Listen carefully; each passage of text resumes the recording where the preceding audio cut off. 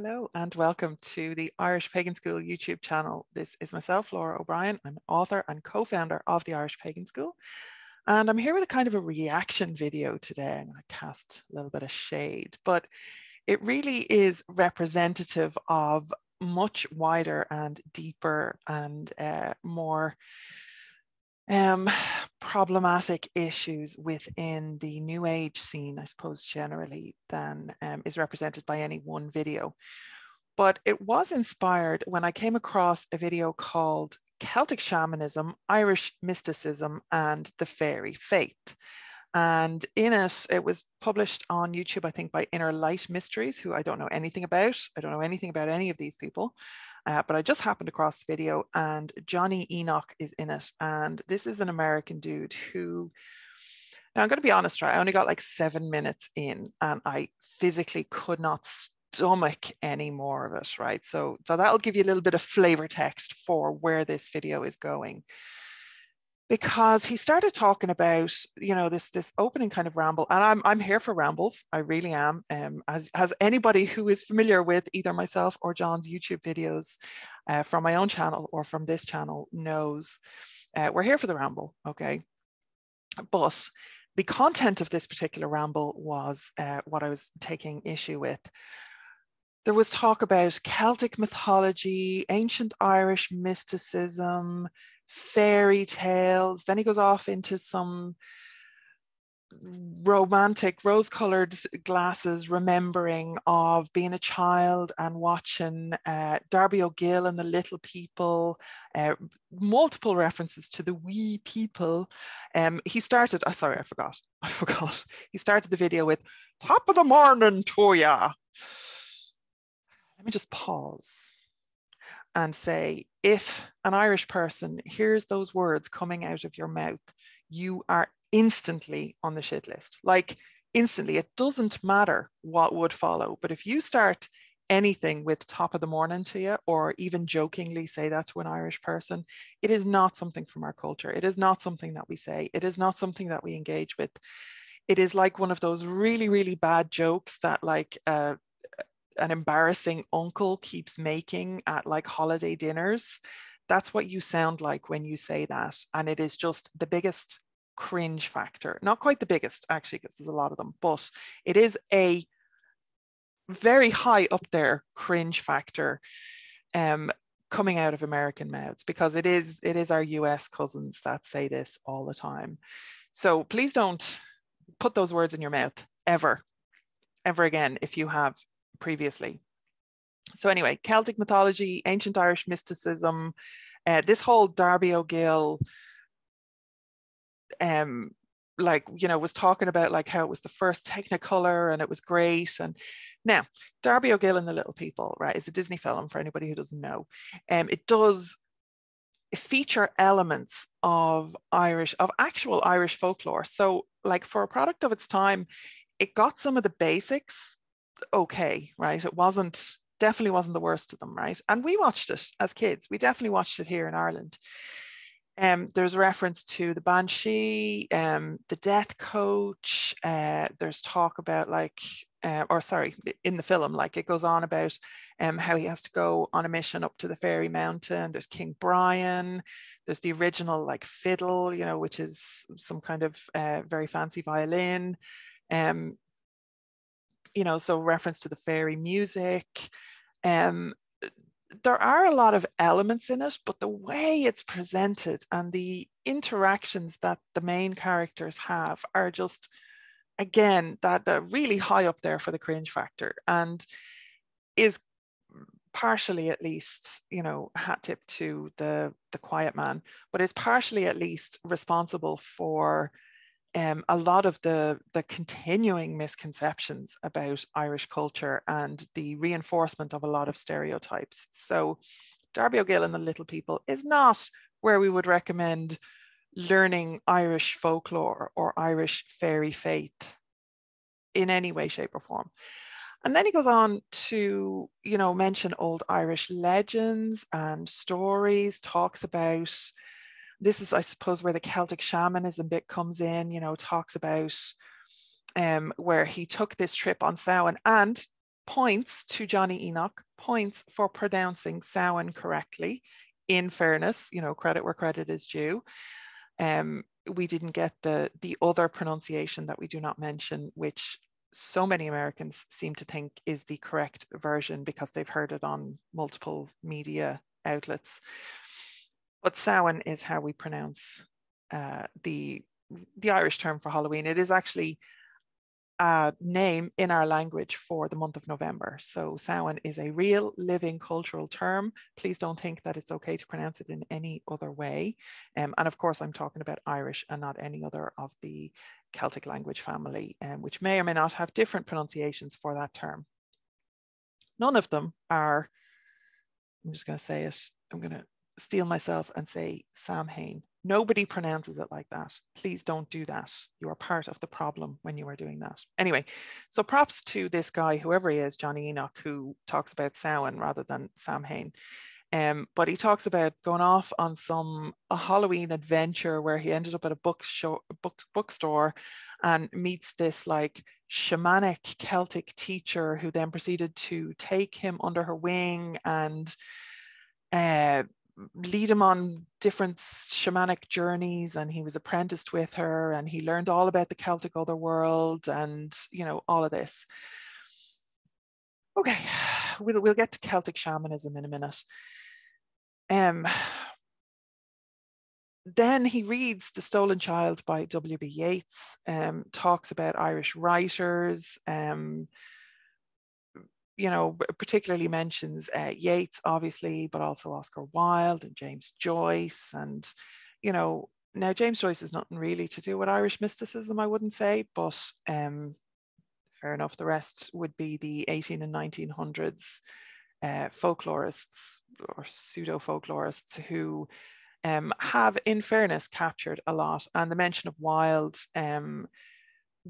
Oscar Wilde's parents were actually quite well thought of folklorists. So Lady Speranza Wilde and Charles Wilde, I believe, was his father, who was also an eye surgeon. He performed one of the first European eye surgeries, and he was from Castlereagh in County Roscommon, which is quite close to Cruachan, Rathcroghan, home of Queen Maeve and the Morrigan and all of that. So anyway, Wilde's parents would have, I think his mother was at least, you know, or both of them really would have been part of the ascendancy, I suppose, because of the level of education that they had in such a rural environment. They probably had Protestant backgrounds. I'm not 100% sure on that with regard to his father, but his mother, I believe, certainly did. So anyway, all of the sources that he mentioned were often presumed to represent the pinnacle of authentic Irish folklore or fairy culture or fairy lore or fairy faith descriptions, but all of them were problematic. And I honestly had to stop after. I mean, I skipped through the whole Stolen Child rendition. He was rambling as well about Lorena McKennitt having created a song about this. And I mean, fair enough, whatever. This is obviously part of the diaspora culture and the diaspora view of what Irish mysticism and fairy faith is all about. But I had to stop the video because it is just like, if this is the extent of your knowledge and your like he was purporting to be educating people on this and just repeating the same old tired, stereotypical, shallow engagement and misrepresentation when we come to Celtic shamanic teachers. You know, that this in itself is a problem, that this would be viewed in any way as an educational resource on Irish culture. So I'm going to just like stall the ball here for a minute and just point out that if you want to know about Irish culture, you need to actually talk to Irish people. If you want education on Ireland, you need to get that from people who are part of the living culture here, okay? So when you talk to an Irish person about Yeats, they don't have the same weirdly almost erotic connection to Yeats that much or most of the Irish diaspora all over the world seem to have. We don't have the same kind of blinkered view on a lot of these 18th and 19th century antiquarians.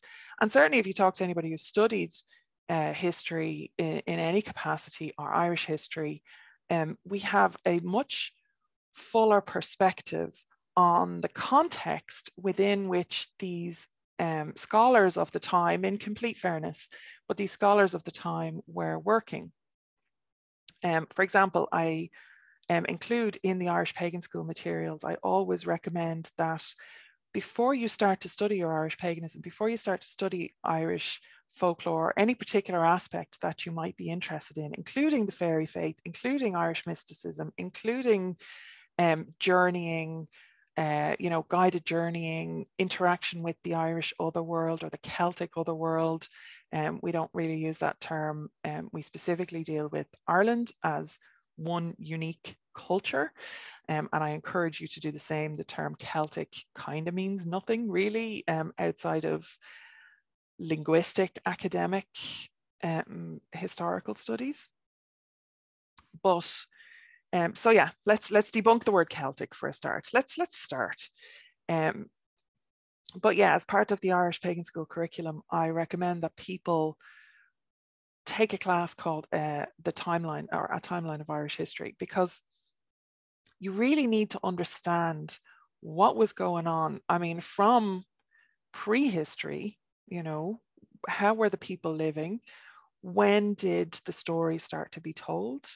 You're coming into from Mesolithic, from Paleolithic, really. We have Paleolithic evidence of occupation in Ireland now, and that's only relatively recent. So you need to maybe understand exactly how far back people were living and spiritually working in the Irish landscape.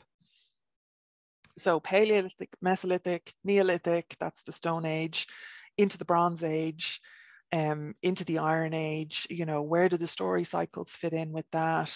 Where did the story start to be written down, into the early medieval from the Iron Age?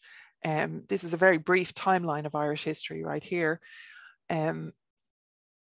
Obviously in the class I go into particular dates and elements and context and details that are not suitable for this particular YouTube video. So on into the early medieval, that's when things started being written down.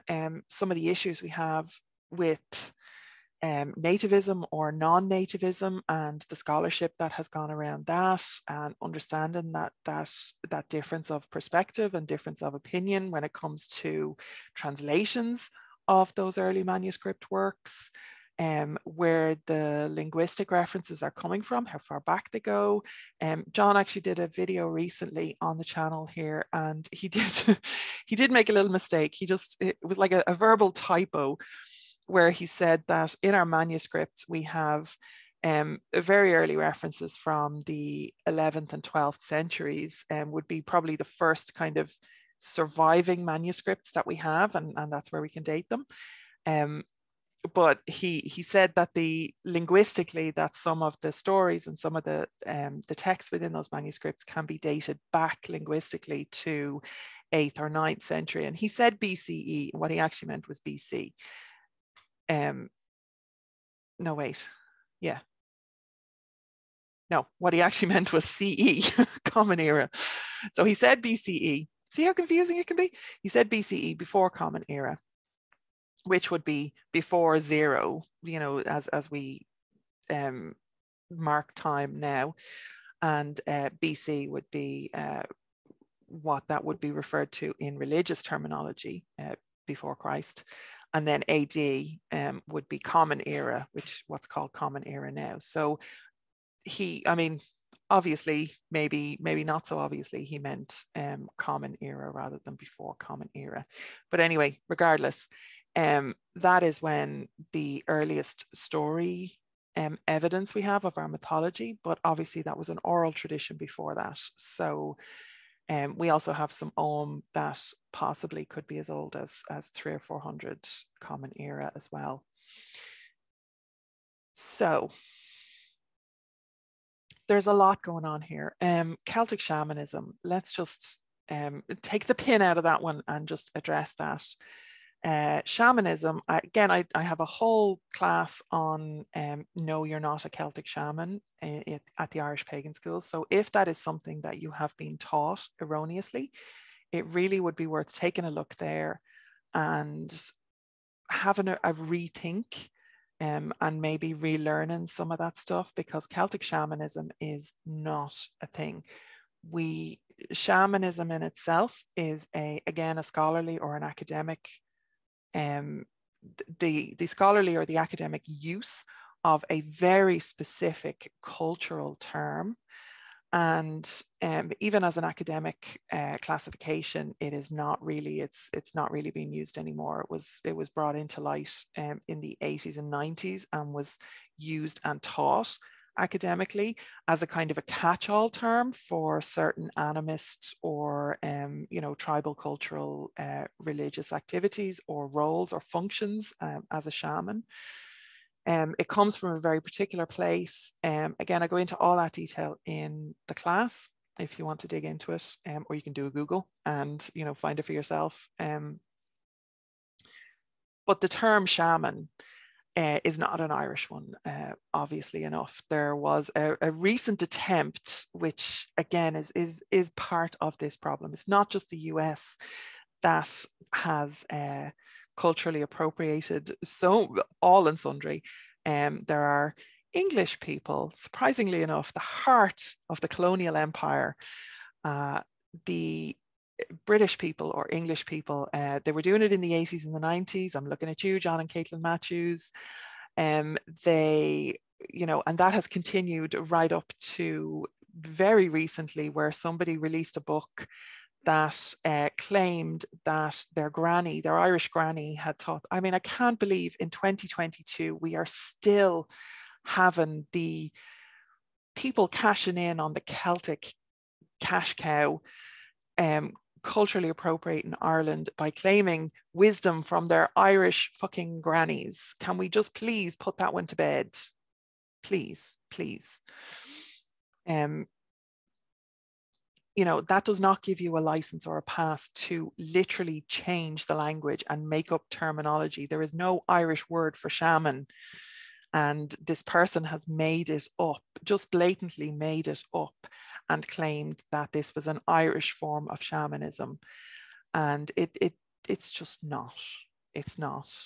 And it's not okay. None of it is okay. Please stop doing it. Please stop engaging with it. Please stop supporting anything that has the term Celtic shamanism or Irish shamanism. I'm sorry to the people who maybe were trained in the 80s and the 90s, again, in good faith, or even in the 2000s, in good faith, trained into particular systems and find value in certain of those systems still, I'm sure. But there is just so much fundamentally flawed with that. And we have our own stuff. Can we please, please just go back to the actual Irish culture and traditions that we have and figure our own shit out, instead of consuming this stuff that has been re-imported back to us and sold to us as Celtic practices when they are just fucking not. Okay, Irish mysticism. By all means, read the works of the 18 and 1900s, and that includes Yeats, I suppose, if you want to. That includes, I'm blanking. Oh yeah, the Faerie Faith in Celtic Countries, the Faerie Faith in Celtic Countries by Evans Wentz. It includes the works of Douglas Hyde. It includes Oscar Wilde's Mammy, Lady Speranza Wilde, and actually I have a paper version. Most of that stuff I get on digital, but I have a paper version of that one. It is probably, I mean, it's, again, she's of the ascendancy. I'm holding up the Ancient Legends of Ireland, Mystic Charms and Superstitions of Ireland with Sketches of the Irish Past by Lady Jane Francesca Agnes Wild. So she collected her material in good faith. And there is stuff in there that is obviously of genuine folklore and fairy faith traditions. So I do recommend reading that as maybe the best option out of a kind of a bad lot. The stuff in Evans Wentz, the fairy faith in Celtic countries, is there are again anecdotes that were collected and transcribed and in good faith, you know, so there is good anecdotal material in there, definitely. In both cases, in any of these cases, please take the flavor text that these authors, you know, or the suppositions or the conclusions that they come to, or their, you know, naming of their source material as the fucking peasantry. Can we just,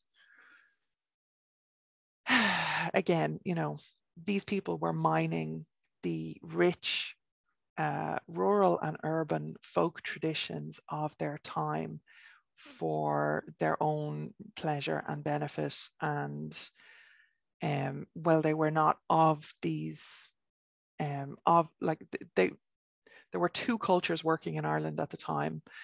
And helpful hint, if anybody is referring to their sources as the peasantry in any way, variations on the theme of the peasantry or the common folk, or, you know, any of that, there's your ascendancy vibes right there. And this is your outsiders who are coming in. And, you know, obviously cultural appropriation was not a term of the time, but colonization was.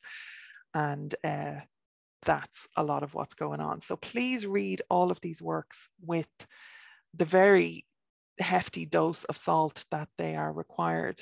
And maybe an exception to this would be the work of Douglas Hyde, whose father was a Protestant reverend. But when you look at Douglas Hyde's background, so he would have been raised in that environment, in that now I'm not in any way saying Protestants are evil or wrong or anything like that. I hope you don't think that I am continuing the Protestant Catholic divide here in Ireland, because funnily enough, I don't, you know, identify as Catholic. And the situation on the ground is a lot more complicated than is presented or understood by people who are not of this culture or who have not studied the history of this culture in depth, as I happen to have done and am doing currently still. So Douglas Hyde would have been very sick as a child, and instead of being sent away to boarding school or sent to the educational facilities that would have been common for his class at the time and for his social position at the time, he was instead, he would have missed a lot of his schooling and spent a lot of his time reading whatever books he could kind of get his hands on. But also he would have spent a lot of time with servants, really, on his father's estate. And this is up just outside French Park in County Roscommon. So again, we have a folklorist who was very influenced by Cruachan, Rathcroghan, that whole kind of region in opposite directions. Castlereagh is off to one side and French Park is off to the other side, and they would have been working in different time periods. But obviously both grew up steeped in the mythology and folklore of that region, because Douglas Hyde's childhood and teenage years would have been spent going around the houses with people who were in the employ of his father. So they were Irish speakers, Gaelgores. Roscommon at the time was predominantly a Gaeltacht area.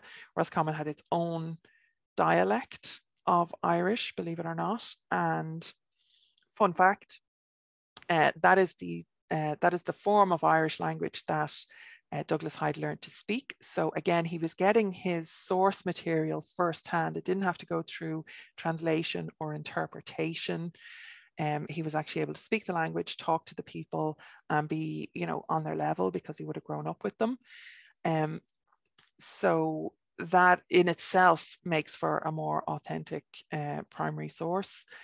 But yeah, the fun fact, he went on to become the first president of the Irish Republic after the Easter Rising and after the Civil War and after the state of Ireland was declared a republic. And again, timeline of Irish history class, because you really need to be understanding a lot of that context before you're taken on with Irish mysticism, or especially of this period. So his inaugural speech, his presidential speech, the very first presidential inaugural speech was given in this now lost dialect of Irish. So sorry, a little bit of trivia that I just love. There is also another piece of trivia. In the Morrigan's Cave, Douglas Hyde had carved his little vandal in 1911, actually. So he was an old man vandal. He had carved his name. He used to hang out in the cave. And this is the entrance to the other world. So don't tell me that Douglas Hyde was not affected, personally affected by otherworldly forces. The Celtic otherworld or the Irish otherworld is very, very close in that whole region, and probably even more so back in the day. And he was connected to and affected by that place deeply enough that he would go back and carve D. Hyde 1911 in the wall of the cave. So there you go. When we talk about living traditions, that's the kind of shit that we're talking about. Our mythology, our folklore, our mysticism, our fairy faith is blended into the very fabric of Irish culture, Irish history, Irish society, Irish politics, all of that stuff, Irish language, all of that stuff is really important to get a context for if you're going to be even thinking about trying to discover or be educated on topics such as Celtic shamanism, and hopefully that's the last time we have to talk about that, Irish mysticism and the fairy faith.